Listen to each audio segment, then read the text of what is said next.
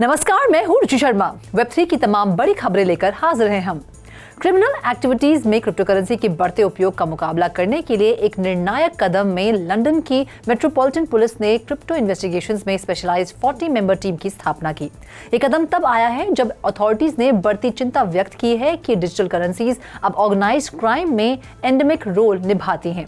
मई में अपनी स्थापना के बाद से स्पेशलाइज्ड स्क्वाड ने 74 इंटेलिजेंस रेफरल्स पर तेजी से प्रक्रिया दी है, जिसकी वजह से 19 एक्टिव क्रिमिनल इन्वेस्टिगेशंस हुई हैं।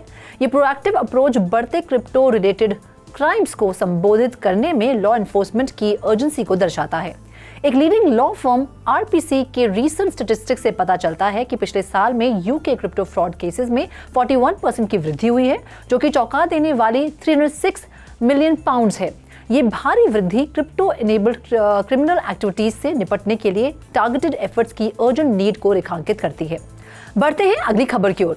वर्ल्डकॉइन अपने ऑर्ब ऑपरेटर्स को पे करना शुरू करने के लिए तैयार है, जिन्हें लोगों की आंखों को स्कैन करने के लिए रिवॉर्ड दिया जाता है।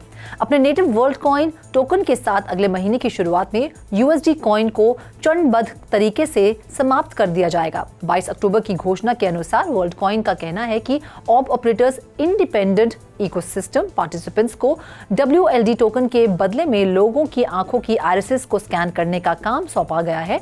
उन्हें नवंबर से USDC में भुगतान करना बंद कर दिया जाएगा। ये चेंज ज्यादातर ज्यूरिसडिक्शंस को प्रभावित करेगा। वर्ल्डकॉइन ने कहा कि 24 जुलाई को प्रोजेक्ट के ऑफिशियल लॉन्च के बाद ऑर्ब ऑपरेटर्स को पूरी तरह से WLD में भुगतान करने का कदम ट्रांजिशनल फेज का हिस्सा था। 10 अक्टूबर को वर्ल्डकॉइन फाउंडेशन ने चुनिंदा ऑपरेटर्स को WLD टोकन के साथ पेमेंट देने के लिए एक पायलट प्रोग्राम शुरू किया।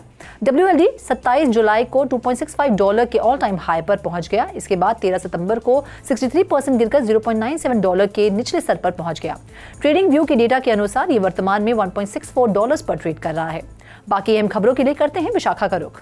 मेटावर्स के बारे में चिंताओं को टेलीकॉम रेगुलेटर TRAI द्वारा चेतावनी के रूप में पहचाना गया है, जिसमें प्रिवेसी, सेफ्टी और सिक्योरिटी जैसे महत्वपूर्ण मुद्दे उठाए गए हैं, जिन पर अधिक विचार विमर्श की आवश्यकता है। TRAI के अनुसार टेक्नोलॉजी यूजर्स को ट्रैक करेगी। वे कहाँ जाते हैं, वे किसके साथ हैं, वे क्या करते हैं, वे क्या दिखते हैं और यहाँ तक कि उनकी नज़र कितनी देर तक रहती है। Immersive platform facial expression, vocal inflections और वाइटल साइंस को भी ट्रैक करेंगे, जबकि इंटेलिजेंट एल्गोरिदम हर व्यक्ति की रियल टाइम इमोशनल स्टेट को प्रिडिक्ट करने के लिए ऐसे डेटा का उपयोग करते हैं। ट्रैकिंग में यूजर्स की गेट और पोस्चर की रियल टाइम मॉनिटरिंग भी शामिल होगी। ये आकलन करना कि यूजर्स प्रोडक्ट्स या सर्विसेज को ब्राउज करने में कब धीमे हो जाते हैं। अप्रोप्रिएट रेगुलेटरी फ्रेमवर्क पर जोर देते हुए रेगुलेटर ने कहा कि वर्तमान में हमारे पास ऑनलाइन एप्लीकेशन में जो चैलेंजेस है, जैसे स्नूपिंग, डेटा ब्रीचेस, हरासमेंट और हेट स्पीच, डिजिटाइजेशन और ऑनलाइन एक्टिविटीज़ में वृद्धि के साथ आगे बढ़ने की संभावना है। अब बढ़ते हैं अगली खबर की ओर। ब्लॉकचेन और AI infrastructure provider applied digital ने गार्डन सिटी, टेक्सास में अपना नया 200 मेगावाट डेटा सेंटर खोला है। ये फैसिलिटी नॉर्थ अमेरिका में लाइव होने वाली कंपनी की तीसरी ब्लॉकचेन होस्टिंग फैसिलिटी है। अप्लाइड डिजिटल अपना ध्यान बिटकॉइन माइनिंग से हटाकर हाई परफॉर्मेंस कंप्यूटिंग की ओर फोकस कर रहा है, जो AI इंडस्ट्री का समर्थन करने वाली एक अन्य एनर्जी इंटेंसिव सर्विस है। माइनिंग की तरह HPC को प्रॉफिटेबली ऑपरेट करने के लिए बड़े डेटा सेंटर, कूलिंग सिस्टम और चीप एनर्जी तक पहुंच की आवश्यकता होती है। अप्लाइड डिजिटल स्टॉक, जो नैस्डैक पर ABLD टिकर के तहत ट्रेड करता है, इसमें शुक्रवार को 5.3% की गिरावट दिखी। Over to you Roshni.